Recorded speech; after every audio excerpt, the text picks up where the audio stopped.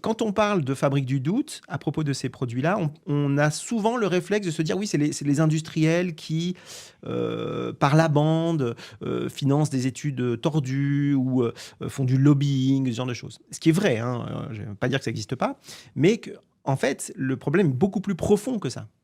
En réalité, toute la production de connaissances qui est, destinée à permettre l'autorisation de mise sur le marché de ces produits, elle est à la main ou partiellement à la main des industriels. Donc c'est les industriels, en fait, qui font les tests toxicologiques, réglementaires, qui vont ensuite être examinés par les autorités, qui vont donner ou pas donner leur feu vert. Donc en fait, le problème fondamental, de la toxicologie réglementaire, de ce que font les agences réglementaires, il est là, en fait.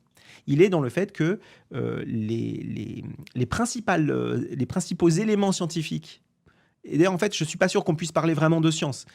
Les principaux éléments techniques dont disposent les agences réglementaires, comme l'EFSA en Europe ou comme l'ANSES en France, sont produits par les industriels régulés. Donc c'est déjà un problème, enfin, je veux dire, c'est un conflit d'intérêts structurel qui, évidemment, a un impact.